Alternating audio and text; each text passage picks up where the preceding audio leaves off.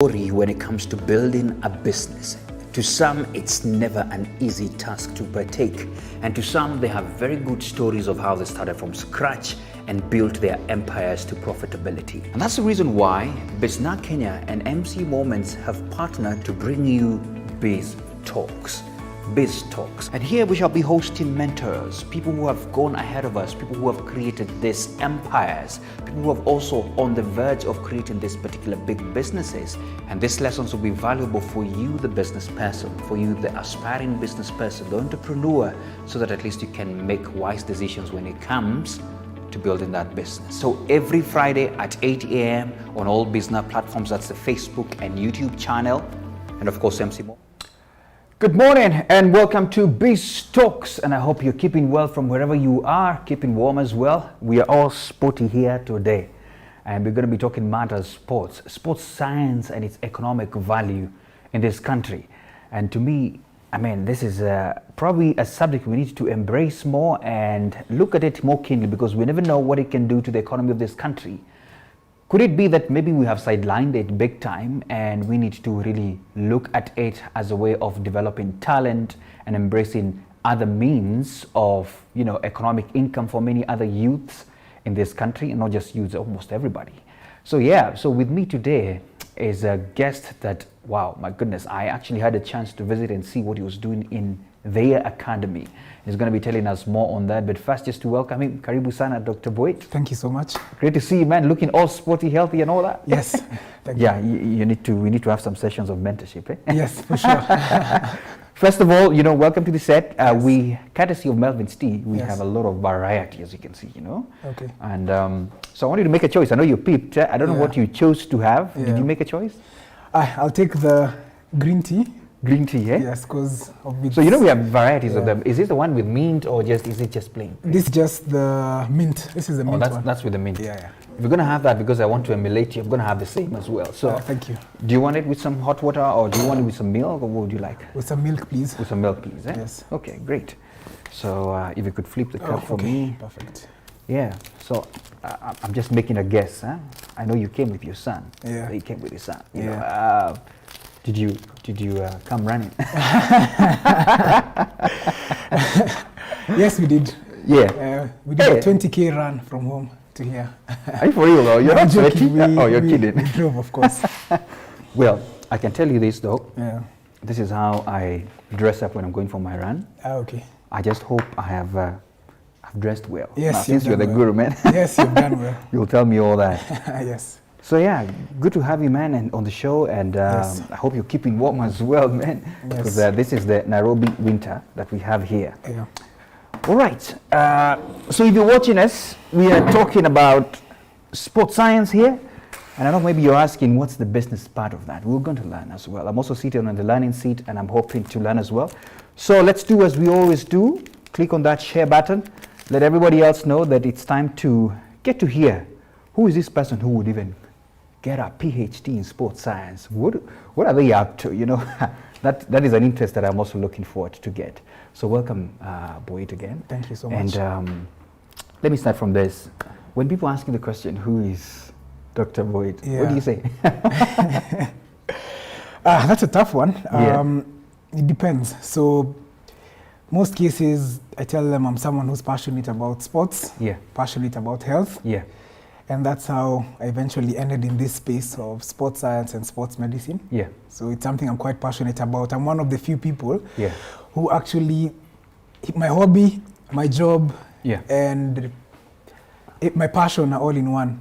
Because my hobby is, I like swimming, I like going to the gym, I like playing sports. Yeah. My job is in sports science, sports medicine. Uh-huh.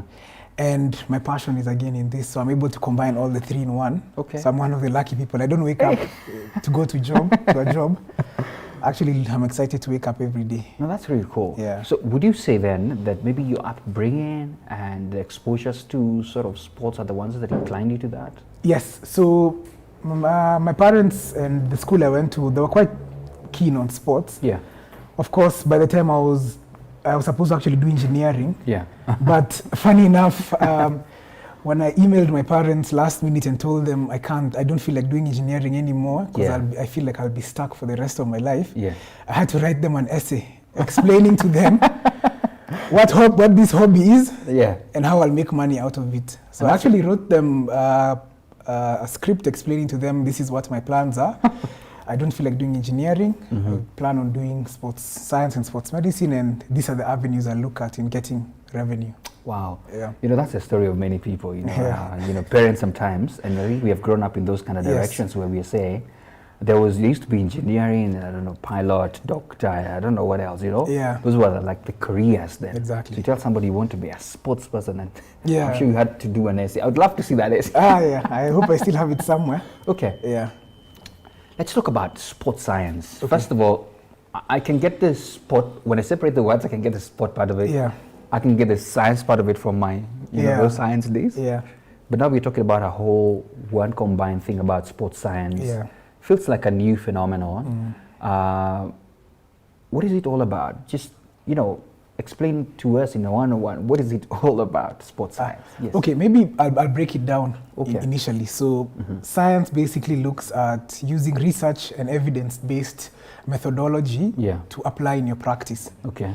And using a systematic approach while doing something. Okay. Of course, that's not the Wikipedia version. Yes. But that's what I feel science is.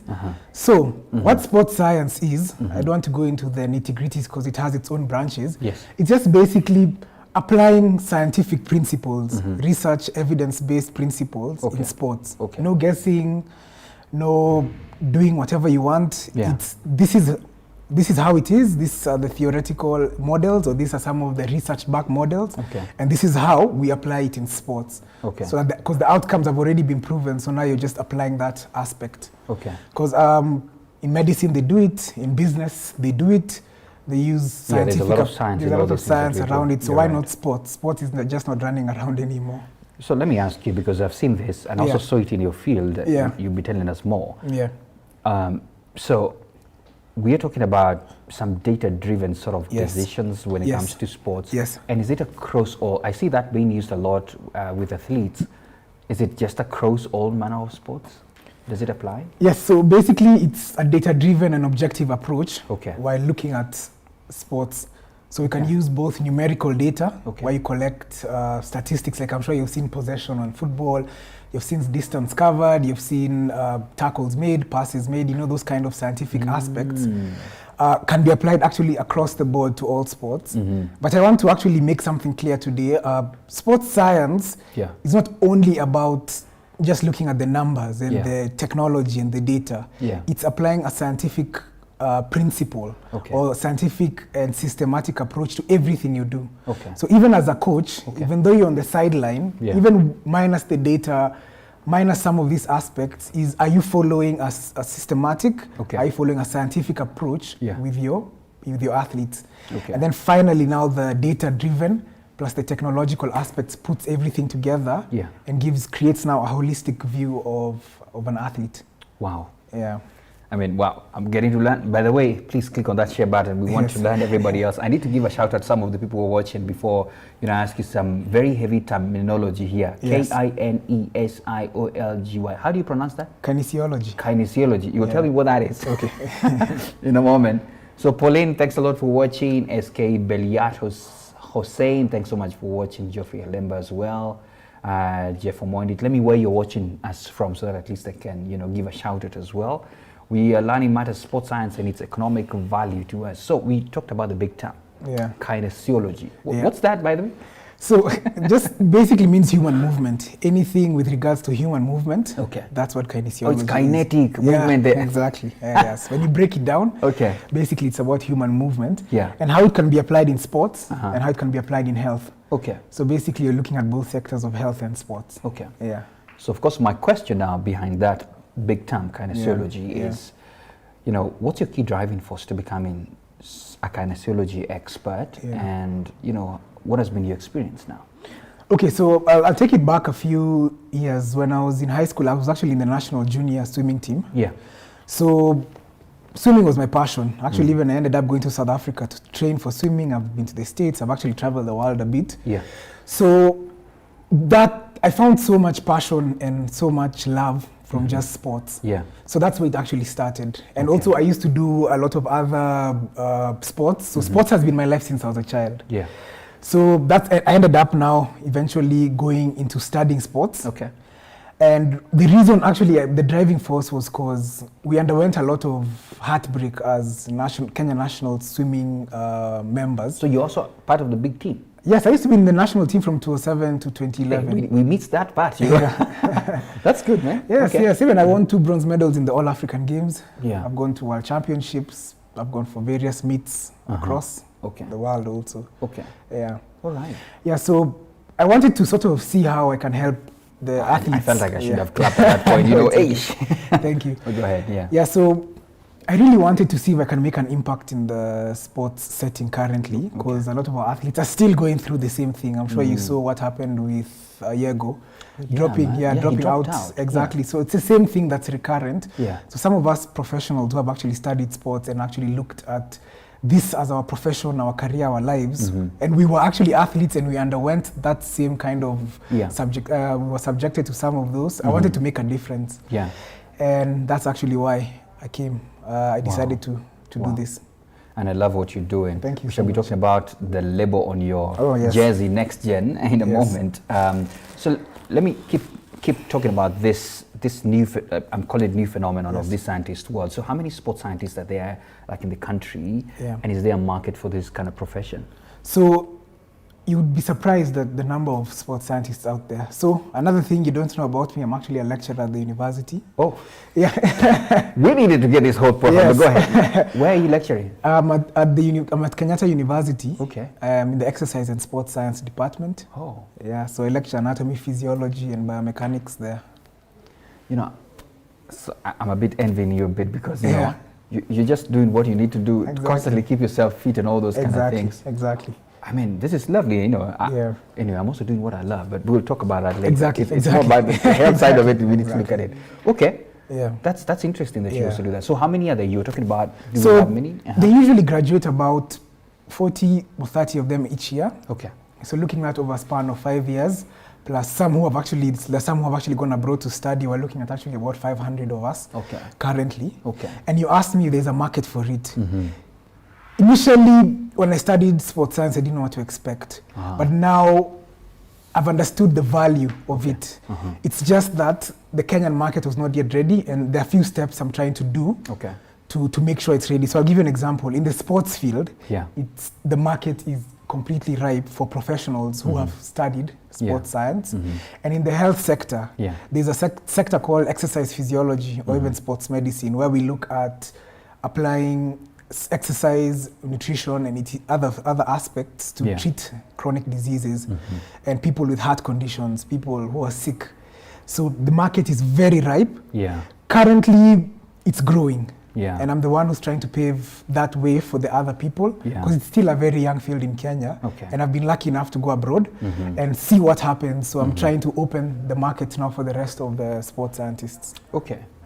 You know, I've just remembered yesterday in the news I watched some young man being featured. He was running, you know, behind some athletes. I don't know if the guys caught up that story. And, you know, somebody said this. I just read comments. It's not mine. Some people say the coach was not encouraging. There's a coach who was interviewed later on. He was not encouraging. I think he should have picked the talent and said, you know, we're doing this. Exactly. But anyway, that's another story for another day.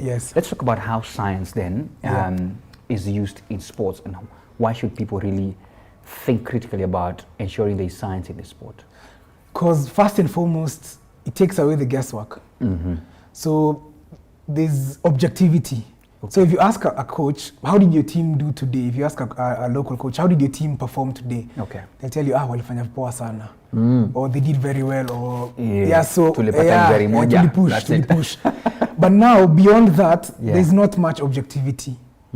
So basically, I'll give you an example. So even currently at our academy, Next Gen, which we'll even speak about later, we collect data. So I'll give you a sample one, since many people know football. So we do tests on passing, shooting, dribbling, how are they, different metrics in terms of technical analysis. So at the end of our data collection, we might actually realize for our 10 to 13 year age group, are struggling with short passes or long passes. Okay. So how do we modify our training to make sure we are focusing on the things we are struggling with? Maybe these people are so good at shooting, so why are we always doing shooting in trainings? Maybe we can focus on something a bit more objective. So it just brings that objectivity. And during games, again, you can, if someone asks you, how did this athlete perform? You can be able to know, okay, these are the number of tackles he made. These are the number of passes he made. This was the amount of minutes actual ball play he had. And it's more objective, and you're able to actually make decisions long term. And it pushes you from being that amateur level athlete to now the next level of, look, we know what needs to be done. So it's actually, it really exposes you well. So you're able to tell, this is this is what I need to improve on as a person, if I'm the athlete or something. And even for the coach as well, he's able to, you know, use data to tell what the team needs to maybe apply more on and those kind of things. So you also sort of like should have trainings for coaches, do you? Yes, so education in fact is one of the most important things, is to start that process of educating the current coaches. And some of these things doesn't mean you have to actually go and really study sports science. You can actually, we can start these short courses. And in fact, that's another thing we're starting under my company, Next Gen, is short courses. Where you teach maybe coaches about video analysis. So how do you do video analysis? How do you collect GPS data? How do you do fitness tests for these athletes? How do you do something called game-based training? So basically there's so many things we can actually do in terms of packaging in. And that's something we're working towards to make it more accessible to the local coaches, because for them, maybe they didn't have the opportunities to actually go and study. So now it's how to make it available for the coaches, because some of them actually really willing to learn. I've met a few of them. Even if they've not been exposed, they're like, they really want to learn some of these things. So we need to also make it accessible to them. Let's get to the government before we now look at the economy in general, how it can go. So has the government already established like policies around it, or are you pushing those directions? How is the status? So with regards to the government, there is actually zero policy in terms of sport. So I've been involved from the sidelines, because, you know, sometimes with my qualifications I end up getting sidelined because people get so there are very few policies on talent development, very few policies on talent identification, very few policies on long-term athlete development, very few policies on elite sports performance. So policies, I don't want to speak all ill, they're trying. There's a positive trend. However, it's baby steps, and we will never be able to reach where we need to reach unless we take this to the next level in terms of policy development. So currently I can tell you, in terms of policy, it's almost zero. I have tried, I even offered my services for free to Kenya Academy of Sports. I've offered my services for free to the National Olympic Committee. I've offered my services for free until they stop picking my phone calls, because they think I'm there to take their jobs. But the funny thing is, I don't want to be an administrator. Mine is very different. I just want to assist in policy development. And the reason I'm doing it for free is because I have my lecturing job. I have a good academy running. I have a clinic that I run for injury rehabilitation and some other rehabilitation. So for me, I want to give back. And it has been a bit of a struggle, because the administrators feel a bit threatened. And I'm actually no threat to them. Can I ask you a question? This I had not prepared you for this at all. How many doctors do we have in sports science? So at KU, we're probably about 4 or 5 of us. Specific for. I see why you would be a threat if you come to my place. Exactly. So there are quite a number of them. Even one of them being Professor Boit, who is not my relative, but he is now the pioneer of this field, and he's actually the one who started this in Kenya. He won, I think, a bronze or a gold medal in the Olympics or World Championships back in the day. So he is one of the people who we feel has pioneered this field. So this is very interesting, you know, and I just wanted to be practical with you. CS Amina is watching. What would you tell her now? So I would first and foremost tell her that she needs to include competent professionals in some of these organizations, even if it's on a consultation basis or whatever it is. So the first thing is that.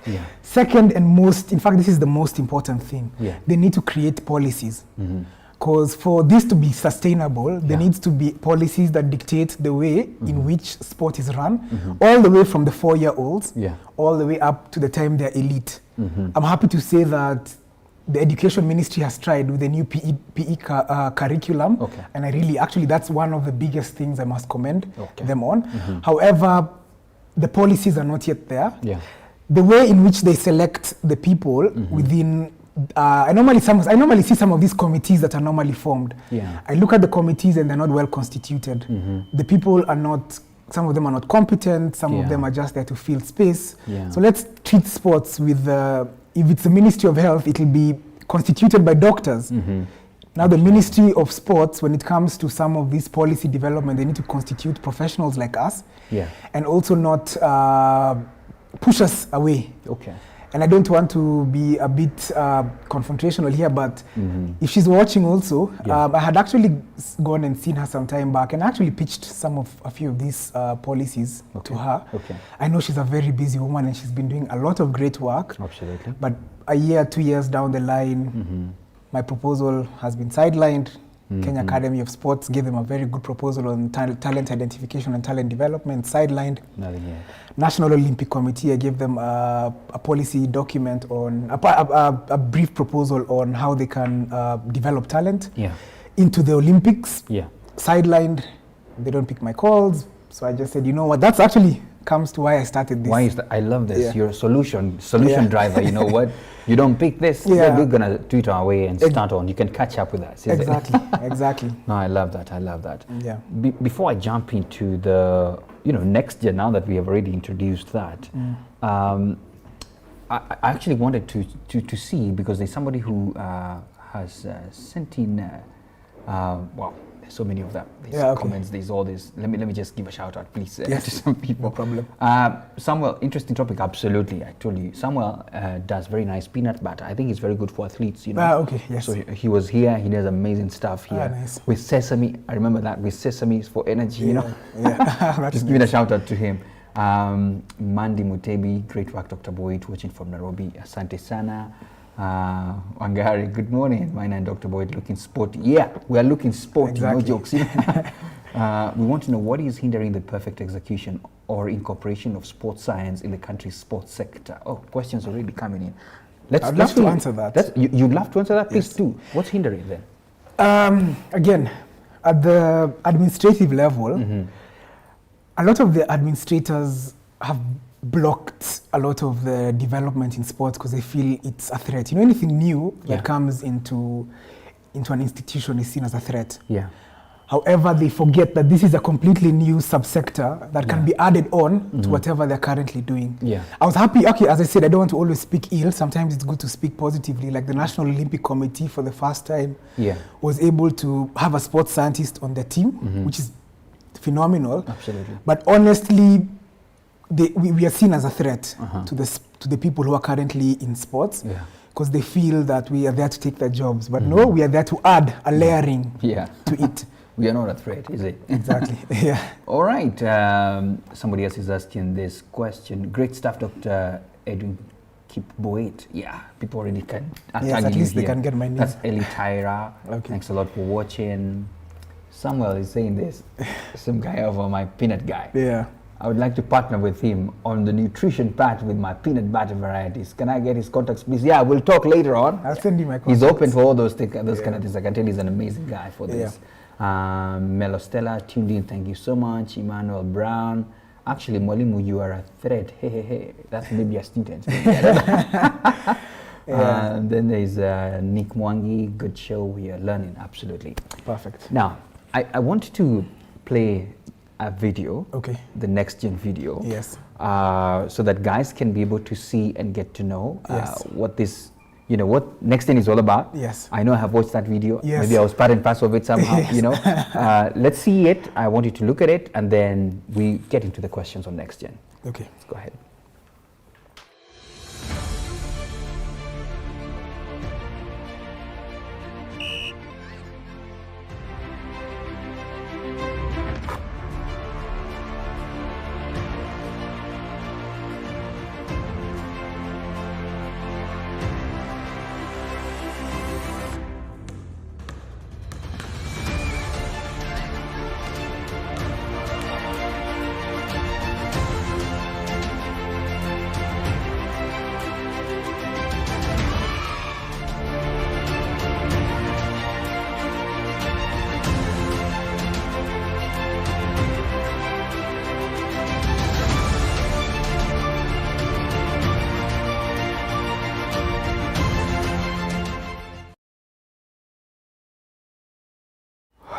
All right, there you have it. An amazing concept here. I'm seeing kids really, doing amazing stuff there. Some amazing coaches there. Yes. Good stuff. I don't know. So let us know. Tell us about the Next Gen Academy. Okay, so I'll start again, a step back in terms of why I started Next Gen. Yeah. So I used to work with the Kenya Rugby Union. Yeah. I used to do statistics and analysis for them. Yeah. So actually I went 6 months without being paid. I went 12 months, and currently the debt is up to plus $1 million that they owe me. So that's good money, man. I know. So I tried with the Kenya Rugby Union. I tried with various organizations. I tried with the National Olympic Committee. I tried with the Kenya Academy of Sports. I said, I've learned all these things. So how do I give back, and how do I make a change? Yeah. But every door shut in my face. So that's why I decided, let me do this. Let me go completely private. Yeah. Let me start my own company. Let me do it right. Yeah. And the only way I can do it right is by starting off with the kids. Absolutely. Because talent starts with the the 4-year-olds, the 5-year-old kids. You're right. So that's how I actually started Next Gen Multi-Sport Academy. Yeah. And I'll give you the 4 pillars Okay. of basically what Next Gen is. Yeah. First of all, it's a multi-sport academy, Okay. which is not unlike others in Kenya, where it's maybe football, it's maybe basketball, it's only swimming only. And I'll explain to you the concept. Okay. So we have football, basketball, rugby, swimming, athletics, and tennis. Yeah. And the reason we started it was because I had done some research over time when I was doing my master's, still doing my PhD research. I was just looking at how do we develop talent. And I came across very interesting models that they're using, like in the States, in Australia, New Zealand. It's called the Long-Term Athlete Development Program. And this one looks at exposing kids to a variety of sports when they're young. Okay. Because like if you're 4 years and you're put in football, how do you know that's where your talent lies? Yeah, how do I know? Exactly. In fact, we will have a personal talk because, Yes. man, my legs, man, they won't do it. But You kick the ball that side. Yeah. Yeah. So, do you know about the 10,000 hour rule? Yeah, I've heard about it. Correct me if I'm wrong. Yeah. Like you practice something like 10,000 times, you'll be super in it. Exactly. Yeah. So there's a slight go. flaw to that 10,000 hour rule. There's something called, there's plus or minus 5,000. So what does that mean? So we can be the two of us here. Yes. So let's say we are doing, let me give a sport for example, maybe football. Yeah. We have the same coaches, we have the same nutrition, we have the same everything. It might take me 5,000 hours to become an expert. Yeah. It might take you 10,000 hours to become an expert. And it might take someone else who might never ever become an expert, even though they train day in, day out. So I'm not saying hard work doesn't pay. Hard work pays. But basically being able to put these people in a multi-sport environment when they're young allows them to be placed or into the sports that they show the most promise in. Yeah. So instead of having to work very hard with them, by the time you're placing them in this sport, it's easier for them to grasp a lot of these concepts. Okay. So talent development becomes a lot easier. Yeah. So us, like at our academy, we collect a lot of data. So every quarter we collect data on physical performance. Yeah. We collect data on technical performance. And by the time they're 10 years, we normally provide this data to their parents or to their guardians to tell them, look, we believe these kids should be in sport X or Y. Yeah. So that's the first pillar, multi-sport. Second pillar is scientific. I have drafted a curriculum that is based on age and development. Oh. Yeah, so it's the same way in school there's a curriculum. My academy also has a curriculum where we look at implementing specific things at different times when they're developing, age specific. And it's research based, some of it. Yeah. Some of it is based on anecdotal evidence, which is still scientific. Yeah. So we're looking at that. The third thing is character development. You know, sports can build character. Yeah. So that's another thing we're really focusing on, is on building a lot of character for the. Okay. And finally, it's a holistic program. So you look at building a child as a whole. Okay. So even sometimes when they come in the first the first term after when school's starting, we normally have a value system. So we'll tell them the importance of school. So you see, it's teaching them to be people also. People first, then sportsmen second. Wow. Wow. Goodness. I love it. I love it. I have so many questions I could ask, but at least I saw it practically and you dealing with these kids. Yeah. But this question can't exit my head. Is sports genetic in some way? I'm just wondering because some guys, let me give myself as an example. Yeah. in my primary school, Yeah. the only sport that we played a lot there was just football. Yeah. You know? Yeah. And, you know, I had to take the goalkeeper side because, you know, if Yeah. I get in the field, man, I'm going to mess them up. Exactly. Is it genetic, you know, or it can be learned, as you say?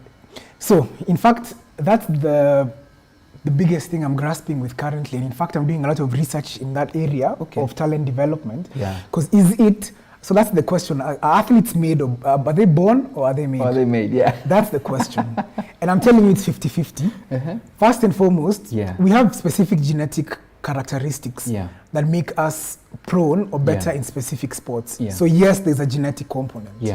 And then secondly, yes, you can actually be able to transform someone to become a specific athlete.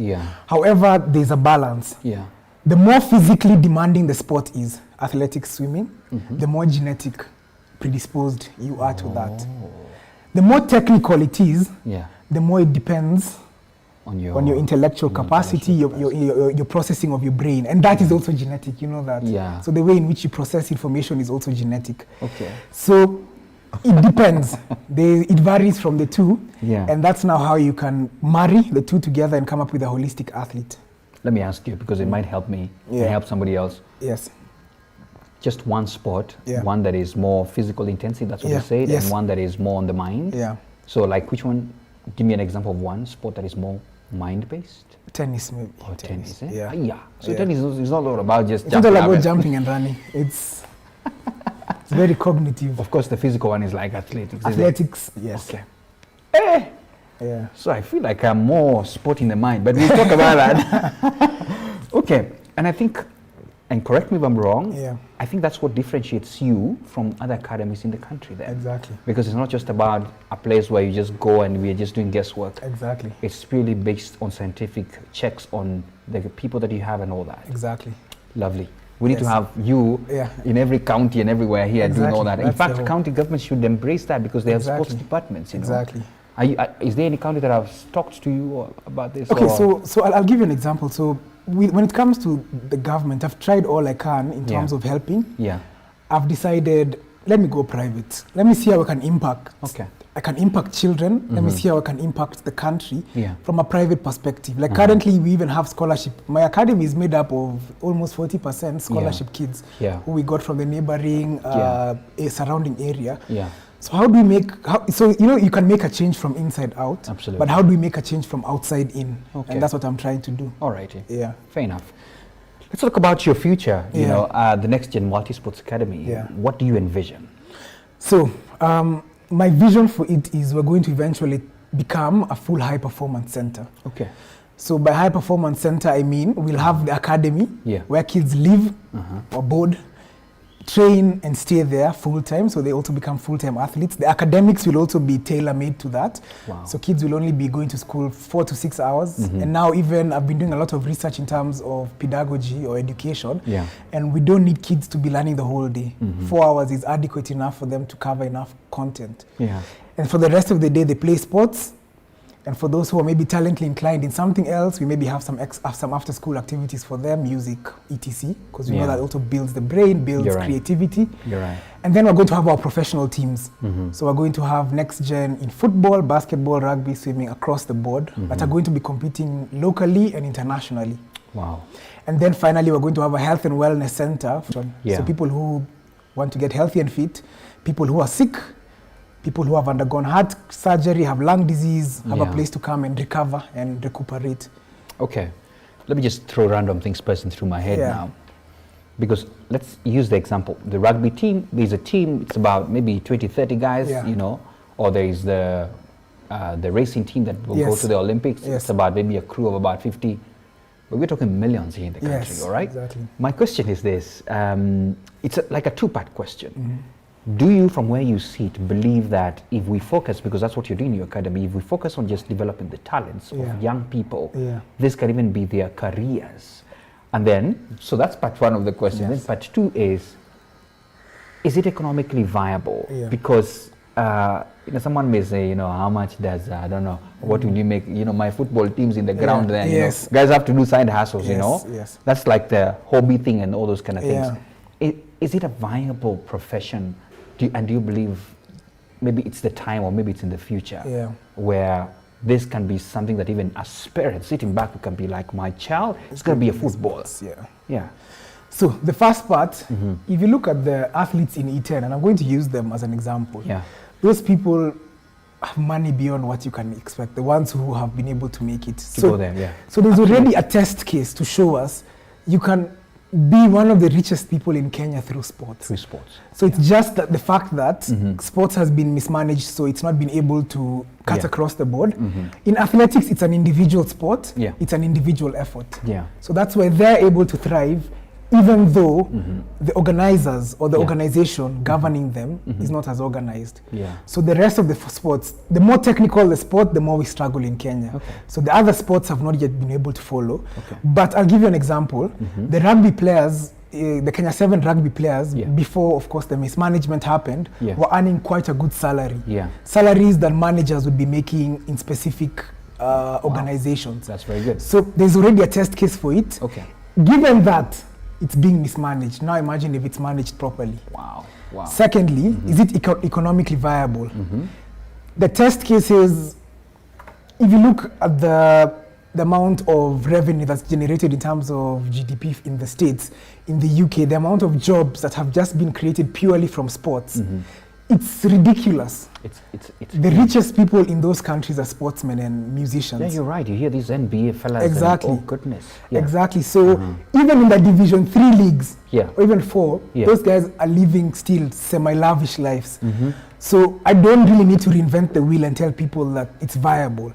Economically, we know it can create so many job opportunities for Kenyans. Currently, I know most of my friends or colleagues are becoming unemployed because of COVID and because of the current economic status. People don't know what to do, but sports might be the solution to solve part. Of course, it can't solve all of the problem. Part of the economic crisis. Alrighty. I love that, because honestly, right now we are talking about unemployment. And I think it's the system as well. The system has put us, let me use my practical example. We were put in a place where it's books and you're doing good if you're number 1 there, somewhere there. And if you get a D or some E there, it's like you're damned for good. And yet there could be all this other spectrum that we have not explored. But we are now saying with next gen, when you get in there, it will all be explored out, is it? It will all be explored. Lovely. Exactly. You're really solving a big problem that we have. So I'm going to ask you, because now you're in business. The fact that you have the academy, you're in business. Maybe the most fair question would be, how is business? But first, we're still in the pandemic. You know? How are you doing, and how were you affected by this pandemic? Since you just started up, and then the pandemic hits you, how has it been? So the two questions. The first part is, how is business? Yes, how is business? Just like any other business, we're only about a year old. So we are learning as we go. We are getting to know how the sports field is looking like. However, we know something that other people struggle to know in the sports field. It takes time. We don't look at these quick returns, because a lot of people in sports would be, how can I make as much money or exploit these athletes as quickly as possible? So that's why we see all these scandals in sports. You get an athlete, try exploit them as quickly as possible and done. However, we know it takes time. So for us, we are going to build the next generation of athletes in Kenya. And so initially, I know we are going to, the revenue generation will be gradual as we start developing talent, which takes time. We are ready to go for the long haul. And we know in a few years to come, we'll be able to show people, look, all you need to do is focus on talent development, manage the athletes effectively, be ethical, and you'll be able to, the money will come. If I have an athlete going to the Olympics, going for world championships, I'll have money in my pocket until my trousers are falling. Exactly. So focus on the talent development. Second, with the COVID pandemic, it has really affected us just like any other business. We are not unique. So we have struggled with numbers. The first lockdown, we had about 120 kids, dropped to 60. Second lockdown, parents disappeared, they didn't come back. So it has been a tough journey. I know, just like any other business. Just like any other business. But for us, we're focusing on the kids and focusing on the development. Okay. When I look at your name there, Next Gen, there is a wellness part of it. Yes. Because you call it also a wellness center. let me get to that a bit because I don't know whether I'm well. You'll tell me later. Yes. But so what's that component of the wellness? Because I know sports as well has a component of your health, is it? Yeah. But please expand because you're the expert here. Yes. Yes. So as I explained, the spectrum is the course or whatever we study is called exercise and sports science or exercise and sports medicine. Yeah. So there's the sports component and the health component. Okay. Sports people make up less than 1% of the population in Kenya. Absolutely. However, from what us guys have studied, we can be able to impact the health sector. So I'll give you an example before I go to the clinic we opened. As an exercise and sports physiologist, you can be able to help people with diabetes, hypertension, osteoporosis, osteoarthritis, all these conditions. Diseases, and as much as people think you cannot cure them, I'm not saying you can cure them, you can be able to manage them. Through sports. Through physical activity, through structured and a scientific evidence, and even reverse some of these conditions. You might have hypertension, taking 10 medications.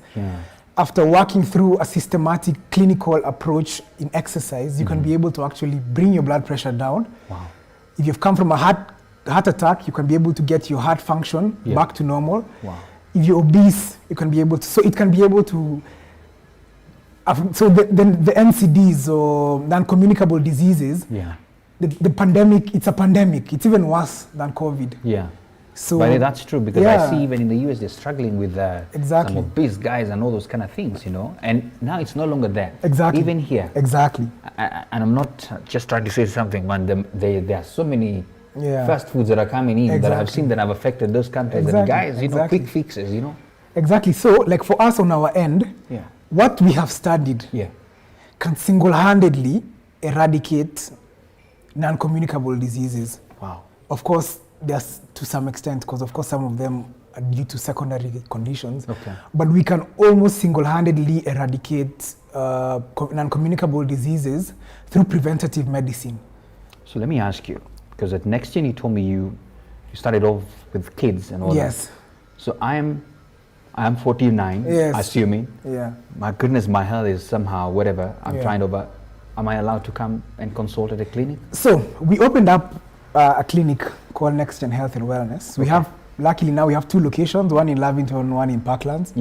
So basically it's a 360 shop for health. So we offer all matters health.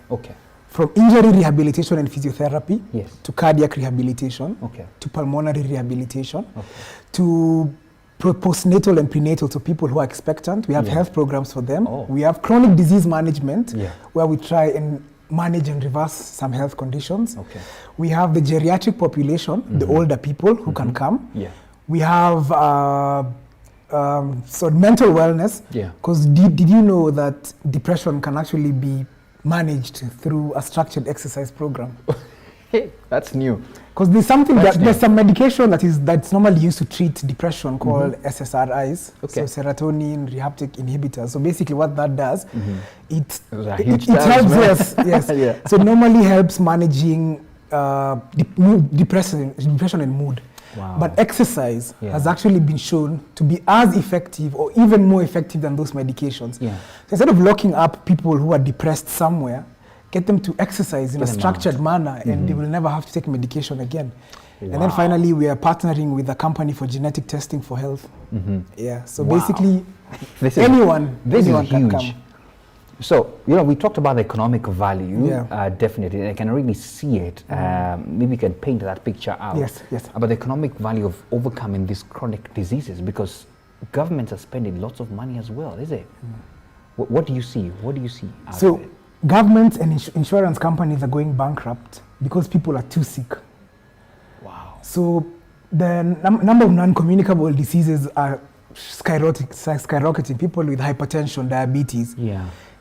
And do you know a lot of these people, medication for diabetes or hypertension can cost even up to 10,000 a month. Absolutely.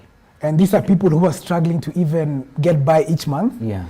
And if you can focus on preventative health, or managing chronic conditions through a physical lifestyle, through healthy nutrition, through specific exercise and sports medicine principles, we can reduce the burden of chronic diseases. So the only people who are going to hospital are people who are God forbid, been in an accident. Yeah. People who get malaria or specific communicable diseases, the different COVID, the infections. In fact, doctors should be dealing with those kind of things. Wow. Non-communicable diseases should not be there to start with. And there are families that have gone bankrupt because people of these go things. bankrupt. I normally see people even going to they normally go to the hospital. They don't even have money to pay for the medication. Yeah. And and exercise is free. Okay. So that's a two-part one we can look at. But if we can come up with community-based physical activity programs, like in Rwanda and specific other countries, where you're told, guys, exercise today, or those kind of programs that are implemented in the country, telling people take the stairs, walk, create paved roads for cyclists where they don't interact with other people, and you'd solve a complete pandemic. You guys should be seated advising the budget of this country and all those kind of things. Let me ask though, I don't know, has the Ministry of Health in a way put such or embrace certain programs to enlighten people about, you can avoid these things early enough and stuff? Have you come across such initiatives? Minimally. So it's something that's actually, so for them it's more about cure rather than prevention. Yeah. But yes, there is some interest in that area, and it's good. At least when you see the ministry taking a bit of an interest in that, it's good. Yeah. However, as I said, it takes more than that. Wow. So again, policies, as we were saying, there needs to be a policy that's developed on preventative medicine or preventative health. Yeah. And it's something I'm sure the ministry should be able to start and incorporate specialists who can be able to advise them adequately. Not the usual come up with a committee and you're wondering who this committee is made up of. So even constituting the committee that actually makes decisions needs also to be made a bit more critically. Wow. Can I just get into some of the comments here? Okay, no problem. Jew Leonard saying that, good morning, Dr. Boit and Maina. My child is a beneficiary of your great dream. Keep going. Thank you. There's somebody who has been benefiting there. Yes. Geoffrey Alemba, it's to expose kids in sports when they're young. How I wish my parents exposed me early. It's never too late, right? It's never too late. Come, we might have some programs for grown-ups. Wow. Hi, man, I agree with Dr. Boit. I tried to work as SNC with 2 rugby clubs, and the coaches saw me as a threat. The athletes loved it. I don't know how much. I don't know how I was chased. I think maybe he's saying you don't know how I was chased. So I don't know. Goodness, we need to learn how to collaborate to make things better, isn't it? Because I'll give you an example before I read the next comment. There's science on this end, and there's coaches' intuition on this end. I have never said that science beats intuition or coaches' knowledge or coaches' experience. Absolutely. What I believe is a combination of science, coaches' intuition and coaches' experience comes together to create something very holistic. So coaches should not see science as a threat. They should see it complementary. Exactly. Absolutely. Sorry about the comments. You can continue. No, it's okay. It's okay. It's all right. This is part of it. Mark is in the house. Thanks a lot. That's my good buddy. He's already watching out. Samuel has been touched today. He's saying what? The problem with our institutions and leaders, they don't have new ideas and ways of doing things. They see you as a threat. Yes, exactly. I think he's just trying to echo more. So keep them coming and let me know where you're watching us from. Time is actually flying. Yes. Let me just see what we can look up. Now, let's talk about your academy and what you're doing. Of course, we've talked about the COVID challenge and all that. Are there any other challenges that you're facing? Just as a business person now? So currently, the biggest challenge we're facing is with the Sports Act. Okay. So the Sports Act, as basically, if you read it, states that private business owners like us cannot own academies, which is completely unconstitutional. So they have stated that they have stated we have to register as clubs. And secondly, we need to have a board of which they have to be managed or have someone from some of the specific FKF, Kenya Swimming Federation, Kenya Tennis. So basically we lose control of our businesses. And I've never had that happen in any other industry where as an individual, you're not allowed to own your own private business. So we have been trying to see how do we register and still be within, because we want to be compliant with the law. Absolutely. We never want to be outside the law. But the law is making it impossible for us to become compliant. So that's been our biggest headache. We, across the board, all academies are having the same problem. And you're a Kenyan, so you know how the policy development happens. We need the legislators to get in there and amend it, is it? Because even the Sports Act, again, who constituted the board of the people who came up with the Sports Act? Again, it was not well constituted, or if not, it was constituted with maybe friends or people who knew each other and wanted a specific agenda. So leaves us, we can't develop sports. They're saying the only true academy is the Kenya Academy of Sports. So basically they're saying we can't own academies, which is not constitutional. You're right. So let me ask this. There's another question, quite a loaded one that I'll ask later on. Let's talk still about your academy. I saw kids there. We've just seen a very nice video. And I hope we'll even end with that video. What ages do you admit? So the plan is to admit all under 18s. However, we decided to start with the slightly younger ones. So we started with the under 13s because I wanted to instill specific values and specific characteristics in these children when they're young. So it doesn't mean I've forgotten the 13 and over. It's just that I want to grow with a younger bunch. Absolutely. And then grow with them slowly as we go. So this younger bunch, because I'm asking for someone who has a 2-year-old. Is a 2-year-old allowed to come? So currently we're doing until 4 years, but we're starting a small daycare sort of fun place where kids can come and be active and play, who are under 4 years. So come September, we'll have a program for the 2-year-olds. Are you partnering with schools maybe? In fact, yes. If there's someone who's watching maybe and they're wondering, maybe my school may need you. Yes, so we are partnering with schools. So what the policy is, schools who are struggling with their sporting programs, we are coming to actually revamp your entire sports program. We work together with whichever coaches you already currently have. And also the parents have an option of integrating the academy into the schools. I'm currently in talks with 3 schools. And they seem quite keen. So in fact, I would love to do it across the board and eventually try and implement some of this in the public schools. Because I would love to get involved in helping sports across the board in Kenya. Absolutely. Listen to this loaded question. If we include sports science in our everyday sports, what is the longevity of our athletes to provide income for themselves and boost the economy? So for those who follow sports, you'd notice our athletes in Kenya, our athletes are getting injured 24/7. Absolutely. Sports science actually allows people to have careers longer than you can ever expect. LeBron James, Westbrook, Ronaldo, Messi. These are people who have applied sports science to be part of their lives. And these people are going to play until they're 40 years old. And it will allow someone to have, a long time you're being told, you need to read so that by 30, when your career is over, you have something to fall back. Of course, I encourage all my athletes. They have to get maybe a degree or at least study.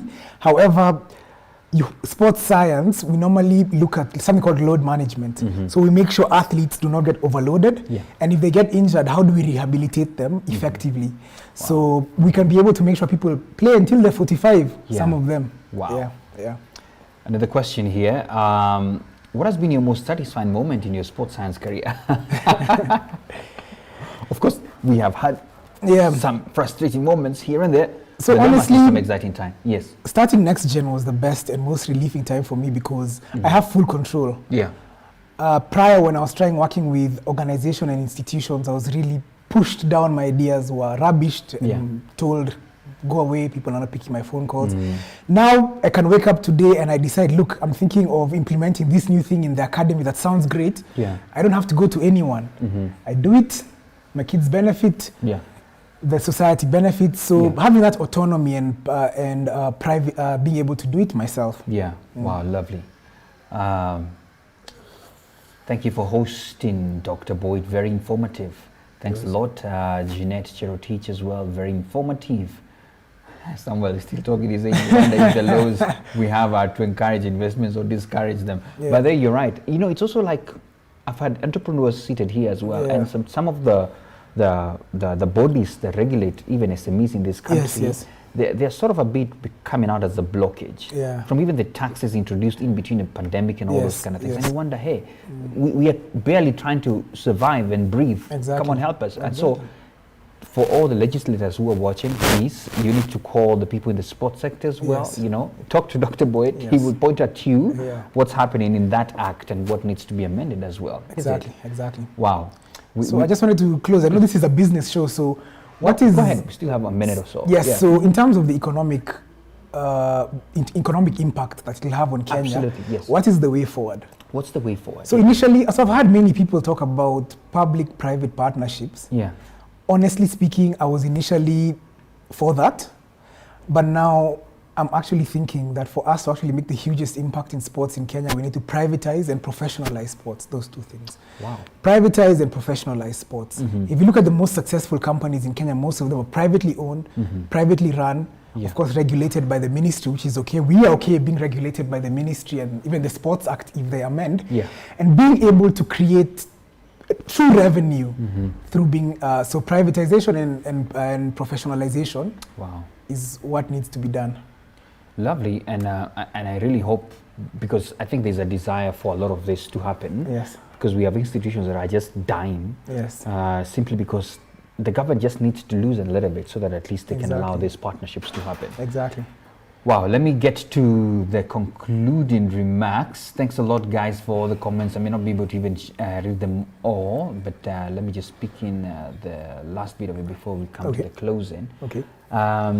Okay, you've told us about your satisfying moment, and I really wanted to ask about me personally and see whether I can, maybe this will happen on the sidelines. Yes. So, but what will be now your parting shot? I mean, you're talking to parents, first of all. Yes. And by the way, before we even get there, how do people reach next gen? If maybe I have a son, 4-year-old, 5-year-old, I'm like, holiday, what do I do? Whatever. Exactly. But is it just on holidays, or are you still ongoing? We're ongoing through the term. So in fact, what I'll do, I'll give you our official phone number. Okay. So quickly, so and now on social media, you can just find us at Next Gen Multi-Sport Academy. Next Gen Multi-Sport Academy. Yes. Okay. And then our official phone number, which I'll give you guys just now, is you can reach us on...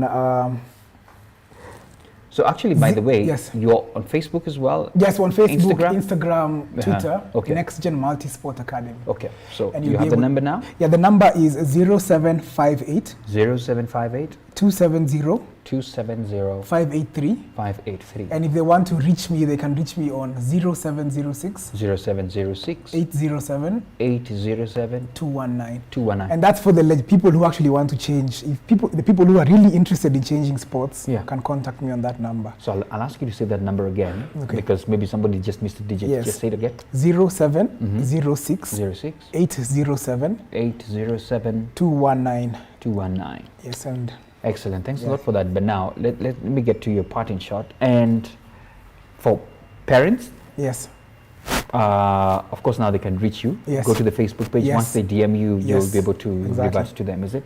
But from this entire conversation and looking at the economic impact we can have on all this, what will be your parting shot? And I don't know who you're addressing. Maybe you're addressing the people who would make decisions here. But go ahead. So there's a famous saying that Nelson Mandela said. So he said sports has the potential to change the world or the country. It has the potential to speak the language the youth can understand. So let's use sports to change our nation. Let's use it to change both personal health and economic status of the country. And it can be done single-handedly. Oh, not single-handedly. I think I've pushed it a bit. It can be assisted through sports. Absolutely. And my goodness, how much money will the government save with this? Is it? So much. I want to give you a gift. Yes. Because of courtesy of Melvin's, I don't know, you said you enjoyed what? The mint? Yes, I like the green tea, the mint. The green tea mint, right? It actually has a lot of antioxidants. Oh, that's why. Polyphenols. And you guy, you need to tell me the secrets. And then it also suppresses appetite a bit. Okay. So it's quite a good. In fact, whenever I normally do a bit of fasting. So when I'm fasting, I normally have actually this brand, the Melvin's green tea. Okay. And it helps suppress my appetite during the morning period. Wow. Yeah. And it speeds up my metabolism, so it's quite good. That's lovely. Thank you. There you go. Okay. So enjoy it. Yes. I know you came with your son. Yes. He's somewhere at the back, somewhere there. But shout out to him. Let him enjoy that as well. Thank you and he was so actually dressed in the Next Gen uni as well. Is it? Yes. So when am I getting my jersey? Soon, eh? Soon. By Monday you'll have it. By Monday I'll have it, right? Yes. Excellent. Thanks a lot for coming. Thank you. Dr. Boit. Thank you so much. It's just been an honor to host you here. and to really learn that there's a whole economic value Exactly. if we just really looked inwards through sports and just through getting well. Exactly. Yeah, there you have it. And such an amazing conversation with Dr. Boit. And by the way, I must say you're fairly young. Yes. A lot of doctors have some gray hair. Anyway, Yes. I'm just kidding. Those are my just thoughts. Yeah. And so thanks a lot for really tuning in to Beast Talks, and we really look forward to keep enlightening you more on just the entire matters business from the sports to everything else. So thanks for tuning in to the #1 online business show. Bye bye for now. Keep working. Bye bye. Thank you.